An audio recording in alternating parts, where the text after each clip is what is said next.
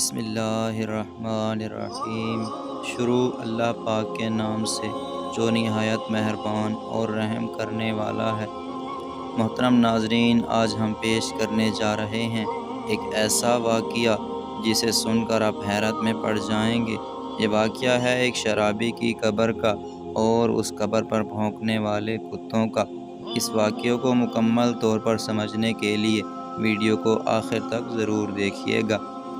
محترم ناظرین، ایک نوجوان گاؤں سے باہر ایک فیکٹری میں ملازمت کرتا تھا، تو لہٰذا اسے اپنے گاؤں سے نکل کر فیکٹری جانے کے لیے کوئی سفر کرنا پڑتا تھا۔ یہ کسی بھی گاڑی یا سواری کا سہارا نہیں لیا کرتا تھا، بلکہ روزانہ پیدل ہی اپنے کام پر جایا کرتا تھا۔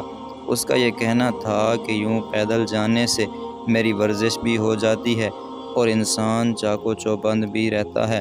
چونکہ اس کا گزر گاؤں کے کھیتوں اور ہریالی سے ہوتا تھا، تو وہ یہ خود کو انتہائی تازہ محسوس کرتا تھا۔ گاؤں کے باہر کی جانب ایک قبرستان بھی موجود تھا، چنانچہ باہر سے گزرتے ہوئے اہل قبور کو سلام بھی کرتا تھا اور ان کے حق میں دعا بھی کیا کرتا تھا۔ لیکن دوستو، پچھلے 3 دنوں سے روزانہ کی بنیاد پر ایک انتہائی عجیب و غریب واقعہ پیش آ رہا تھا، جو کہ اس کو سمجھ نہیں آ رہا تھا کہ اس معاملے کی آخر وجوہات کیا ہیں، کیونکہ آج تک تو کبھی ایسا نہیں ہوا تھا، کیونکہ اس کو تقریباً 10 سال کا عرصہ گزر چکا تھا اور وہ روزانہ اپنی فیکٹری جاتے ہوئے اس قبرستان سے گزرتا تھا اور واپس آتے ہوئے بھی گزرا کرتا تھا۔ دوستو، کچھ یوں ہو رہا تھا کہ پچھلے 3 روز سے جب بھی وہ قبرستان کے پاس سے گزرتا تو اس کو قبرستان کے اندر سے کتوں کے بھونکنے کی آواز آنے لگتی تھی۔ چنانچہ وہ پریشان تو تھا کہ قبرستان کے اندر آوارہ کتے تو ہوتے ہیں، لیکن وہ اتنے زور سے نہیں بھونکتے ہیں اور نہ ہی وہ اتنا شور مچایا کرتے ہیں، کیونکہ قبرستان کو تو ویسے بھی شہر خاموشاں کہا جاتا ہے، تو پھر شہر خاموشاں کے اندر یہ کتے اتنے کیوں زیادہ بھونک رہے ہیں؟ اس کی پریشانی روز بروز بڑھتی جا رہی تھی اور اب مسلسل 3 دن گزر چکے تھے۔ چنانچہ اس نے یہ فیصلہ کیا کہ اس قبرستان میں داخل ہو کر دیکھے گا کس جگہ پر یہ کتے بھونک رہے ہیں اور آخر مسئلہ کیا ہے۔ ایک دن جب وہ قبرستان کے باہر سے گزر رہا تھا تو معمول کے مطابق کتے بھونکنے لگے، تو جیسے ہی وہ شخص قبرستان کے اندر داخل ہوا تو اس نے دیکھا کہ 4 روز پہلے جس شخص کو یہاں دفنایا گیا تھا، اس کی قبر پر کھڑے ہو کر کتوں کا ایک گروہ بھونک رہا تھا۔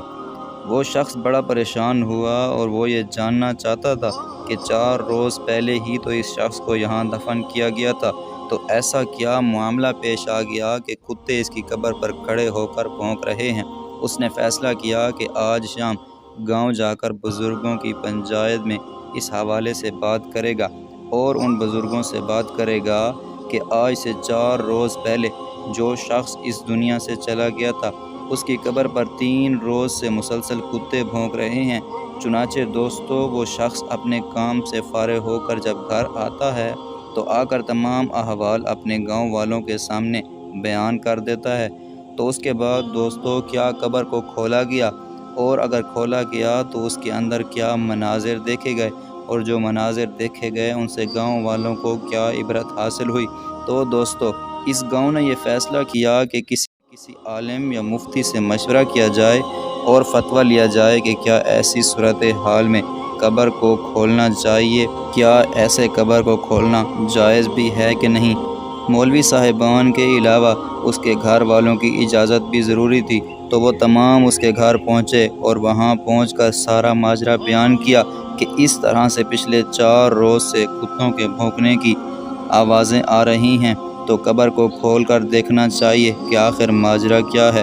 تو اس شخص کے بھائی نے کہا کہ اگر آپ کھول کر دیکھنا چاہتے ہیں تو دیکھ سکتے ہیں، ہماری طرف سے آپ کو اجازت ہے، البتہ ہم آپ کے ساتھ نہیں جائیں گے۔ آپ اکیلے جا کر اس کی قبر کوشائی کر سکتے ہیں اور دیکھ سکتے ہیں کہ اندر کیا معاملہ پیش آ رہا ہے۔ بظاہر یہ لوگوں کے لیے بڑی حیرانگی کی بات تھی کہ ایک بھائی اپنے سگے بھائی کی قبر کوشائی پر وہاں موجود نہ ہونے کے حوالے سے کہہ رہا تھا۔ لوگوں نے اس بات پر زیادہ توجہ دینے کی بجائے یہ سوچا کہ پہلے قبر کھول کر دیکھا جائے کہ ہو سکتا ہے کہ وہ وجوہات سامنے آ جائیں اور یہ بھی ہو سکتا ہے کہ دونوں بھائیوں کی آپس میں ان بن ہو، جس کے باعث اس نے ایسا بیان کیا ہے اور ایسی بات کی ہے۔ چنانچہ دوستو اس کے لواحقین تو قبرستان آ گئے، لیکن اب گاؤں میں سے ایک بڑا ہجوم قبرستان میں موجود تھا اور کھدائی کا سامان بھی وہاں آ چکا تھا۔ لہٰذا یہ فیصلہ کیا گیا کہ اب قبر کشائی کی جائے۔ اس قبر کے کھولنے کا کام شروع کیا گیا تو وہ کتے جو گزشتہ 4 روز سے اس قبر پر کھڑے ہو کر بھونک رہے تھے، وہ بھی ارد گرد موجود تھے اور مسلسل آس پاس منڈلا رہے تھے۔ جیسے ہی قبر کو کھولا گیا، ایسا حیران کن اور دہشت ناز منظر سامنے آیا کہ جس نے سب کے ہوش اڑا دیے۔ جب اس قبر سے مٹی ہٹائی گئی اور مٹی کے نیچے سے پتھر ہٹائے گئے تو دیکھا کہ اس قبر کے مردے کو سور کھا رہے ہیں، یعنی اس کے جسم کو ایسے جانور کھا رہے ہیں جن کا دین اسلام میں نام لینا بھی جائز نہیں ہے۔ تو یہ منظر دیکھ کر وہاں پر موجود تمام لوگوں کی چیخیں نکل گئیں تو لوگ فوراً اپنے گھر کو واپس بھاگ گئے۔ چنانچہ لوگوں نے اسی بات میں عافیت جانی کہ جتنی جلدی ہو سکے اس کی قبر کو بند کیا جائے۔ لیکن سوال یہ تھا کہ اس شخص نے ایسا کون سا گناہ کیا تھا کہ اس کو ایسی قبر میں سزا دی جا رہی ہے۔ اب دوبارہ اہل علاقہ اور اہل گاؤں اکٹھے ہوئے اور اس شخص کے گھر پھر دوبارہ گئے، دستک دی اور سوال کیا کہ تمہارے بھائی نے آخر ایسا کیا کیا تھا کہ جس کے باعث اس پر اتنا سخت عذاب نازل ہوا ہے کہ اس کے مرنے کے بعد صرف 3 دن کے اندر ہی اسے سور کھا رہے ہیں اور اس کی قبر پر کتے کھڑے ہو کر بھونک رہے ہیں۔ تو وہ شخص کہنے لگا کہ آپ کی آنکھوں کے آگے ایسا ہی کوئی منظر آئے گا، اس لیے میں نے آپ کے ساتھ جانے سے انکار کر دیا تھا، کیونکہ میں اس کی وجہ جانتا ہوں۔ لوگوں نے سوال کیا کہ بتاؤ کہ آخر اس کی وجہ کیا ہے؟ تو اس شخص نے کہا کہ میرا بھائی کوئی شریف آدمی نہیں تھا، وہ دراصل ایک شرابی آدمی تھا جو کہ سارا دن شراب کے نشے میں دھت رہتا تھا۔ نہ اسے گھر کی پرواہ تھی اور نہ ہی گھر والوں کی۔ اس کی زندگی کا مقصد صرف اور صرف عیاشی کرنا تھا اور وہ شراب پی کر اپنے رشتوں کے تقدس کو پامال کرتا تھا، یہاں تک کہ وہ اپنی ماں کو گالیاں دیتا تھا اور میرے باپ کو مارتا تھا۔ جب کبھی اسے نشہ خریدنے کے پیسے نہ ملتے تو وہ اپنی بہن کو بیچنے کے لیے بازار تک جایا کرتا تھا۔ یہ وہ اس کے گناہ تھے کہ جس کی وجہ سے آج وہ قبر میں اتنے سخت عذاب میں مبتلا ہے، اور ہم جانتے تھے کہ اس کا انجام یہی ہونے والا ہے۔ تو دوستو آج کے اس واقعے کے بعد آپ کو اس بات کا پتہ لگ چکا ہوگا کہ شراب نوشی اور دیگر نشے کتنے برے ہیں کہ انسان اگر دنیا میں اس طرح سے کرتا ہے تو مرنے کے بعد اسے کتنے سخت عذاب میں مبتلا ہونا پڑتا ہے۔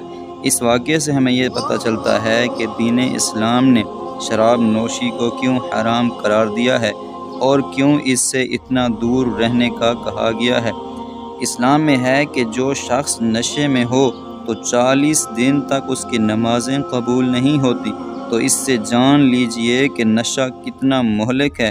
دعا ہے کہ اللہ ہم سب کو اس نشے سے اور اپنی ناراضگی سے پناہ میں رکھے اور ہمیشہ ہم پر اپنی رحمتوں کا سایہ برقرار رکھے۔ آمین ثم آمین۔